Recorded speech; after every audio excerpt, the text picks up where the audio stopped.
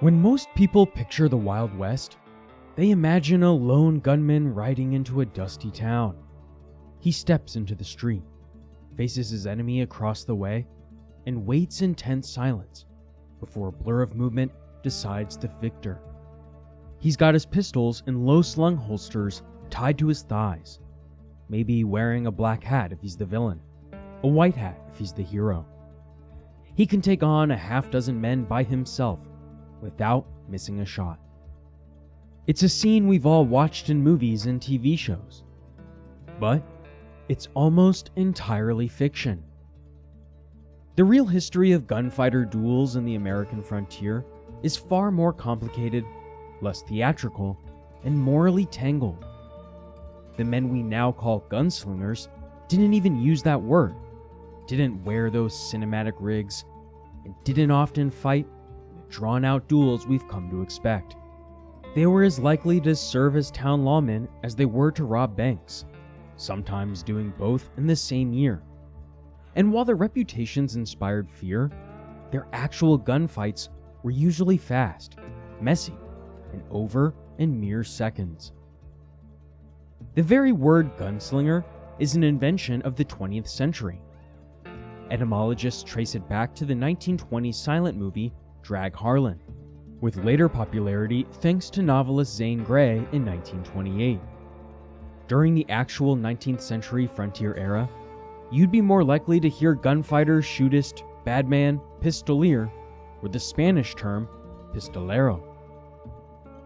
One of the most feared men of the time, Clay Allison, famously described himself simply as a shootist. That blunt practicality matches the period. In the real Old West, men didn't dwell on image nearly as much as they did on surviving the next fight.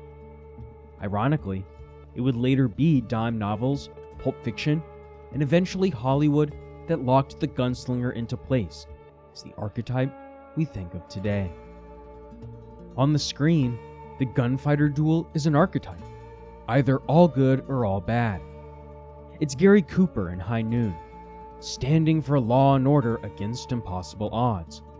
Or it's Johnny Ringo in Tombstone, the fast-drawing outlaw with a death wish. But the real men were rarely so clear-cut. Many alternated between law enforcement and law breaking, depending on the opportunity. A feared outlaw could be a deputized marshal by the end of the year, and a respected sheriff could later end up robbing payroll shipments. Hollywood also gave us a long list of false visual cues. The aforementioned low-slung, thigh-tied holster rig, a mid-20th century creation born from quick-draw sport shooting competitions, not frontier fantasies of one-on-one, man-versus-man combat.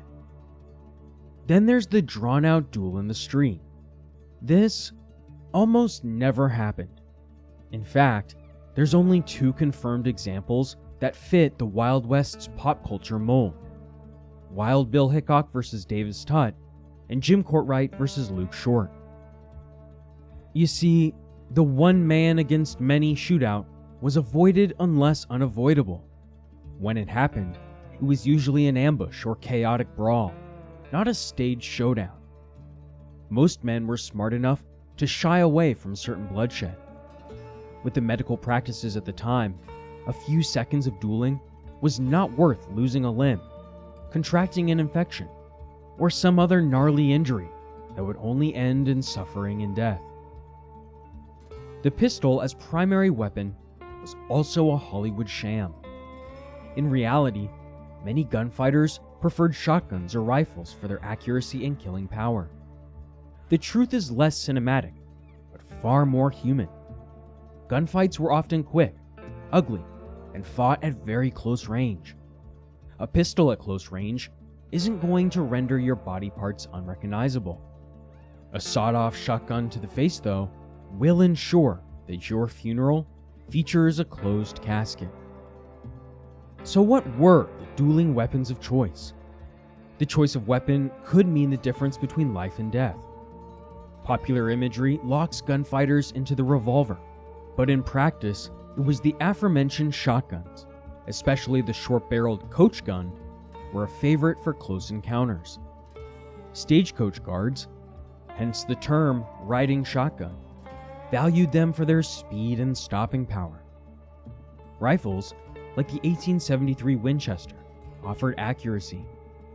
Billy the Kid preferred one over a revolver. Revolvers were more often than not carried as pure sidearms, usually for when a long gun wasn't practical, but not always the main choice. Small concealable pistols, derringers or muff pistols, were ideal for card table disputes, assassination attempts, or for women defending themselves on stagecoaches. But again, rarely did you see them swung out in the streets for common duels. Technological advances transformed gunfighting.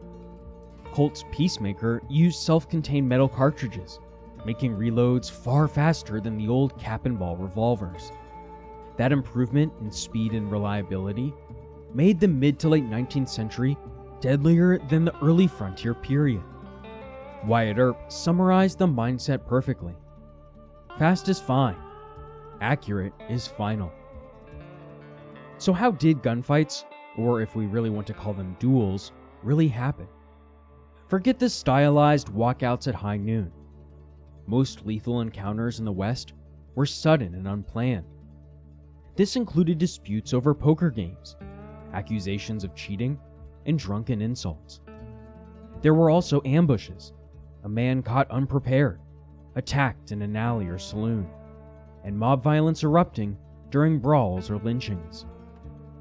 When two armed men faced off, it was usually at conversational range. There was no ritualized count to 10, no elaborate code of honor. The fight might be over after one shot. Wild Bill Hickok's duel with Davis Tutt was an exception. Long range, deliberate, and widely reported, which is precisely why it became legendary. For many Old West towns, this sporadic and spontaneous violence went unchecked for a while. In the absence of reliable policing, towns and businesses had to improvise. Marshals and sheriffs often had to patrol hundreds of square miles. Court systems relied on traveling circuit judges who might only visit a town every few months. Thus, businesses hired gunmen for protection.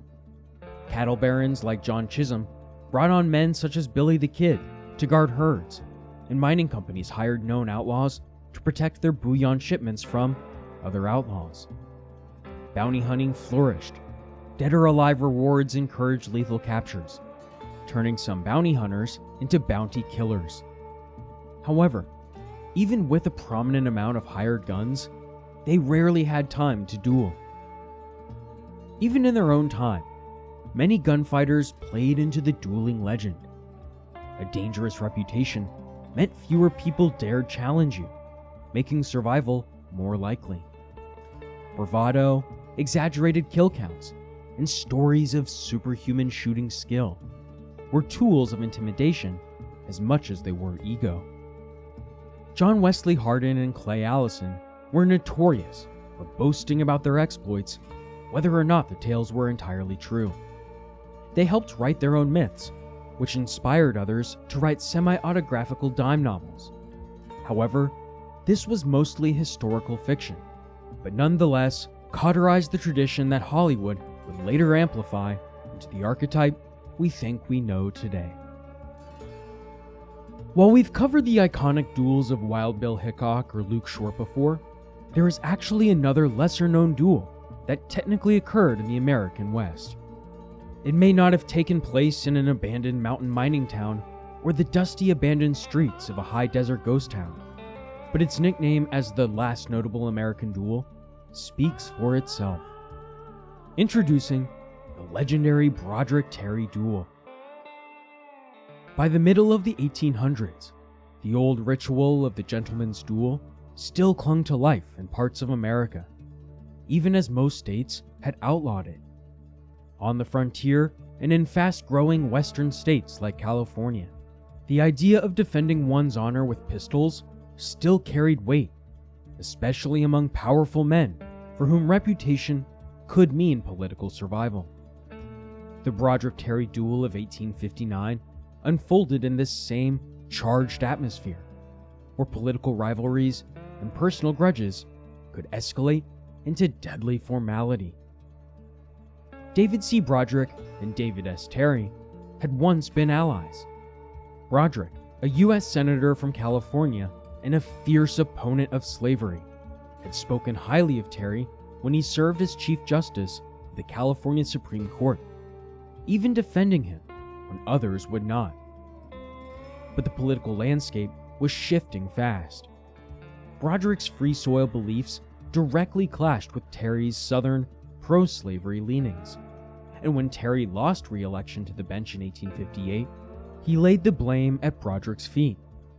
The friendship turned to open hostility, each man publicly undermining the other. By 1859, their political feud had grown personal. The breaking point came in September of that year. After Terry accused party delegates of being Broderick's tools, Broderick fired back in private conversation, calling Terry, quote, "a damned miserable ingrate," questioning his integrity. Word of the insult made its way to Terry, who wasted no time himself. He sent Broderick a formal note demanding a retraction. When Broderick refused, the matter was set to be settled with pistols. The duel was first attempted in public, but stopped by police. The men then chose a more isolated spot, a ravine near Lake Merced, September 13, 1859. Their chosen weapons were Belgian .58 caliber percussion cap pistols, notorious for delicate hair triggers. Broderick's pistol, in fact, was so sensitive, it could be fired with the slightest touch, a fact his politically loyal, but inexperienced assistants failed to account for. Terry, on the other hand, knew the weapons well and had practiced beforehand. Eyewitnesses described Broderick as tense and stiff, his body angled awkwardly toward Terry, his wrist locked in a rigid grip. When the signal finally came, his pistol fired early, the shot striking the dirt harmlessly. Terry's measured return shot found its mark, hitting Broderick in the chest. Broderick lingered for 3 days before succumbing to his wound on September 16th. His last words, widely quoted by abolitionists, were, "They have killed me because I was opposed to slavery in a corrupt administration." His funeral in San Francisco drew massive crowds, transforming him into a martyr for the anti-slavery cause. Terry's path after the duel was turbulent at best. Authorities issued a warrant for his arrest, and though he initially stood off armed with friends at his home, he eventually surrendered under an agreement. Multiple legal proceedings followed, but the charges were ultimately dismissed. The Broderick-Terry duel did more than claim a senator's life. It marked a turning point. The public outrage helped push California towards stricter anti-dueling laws, signaling the decline of formal pistol duels as an acceptable way to settle disputes. Although informal violence and gunfights would remain a part of frontier life, this duel marked the symbolic end of gentlemen's dueling as a respectable means of resolving disputes in the West. The episode also cemented Broderick's place in history as an anti-slavery martyr, his death casting a long political shadow in the 2 years leading up to the Civil War. Overall, the Old West duelists of legend, the solitary, morally pure hero, or utterly ruthless villain, is more of a product of pulp novels and cinema than historical fact. The real men of the frontier lived in moral gray zones, driven by survival, opportunity, and reputation. Their gunfights were rarely staged duels, their weapons chosen for utility, and their loyalties flexible. The truth is neither as clean nor as romantic as the movies, but the truth is far more interesting.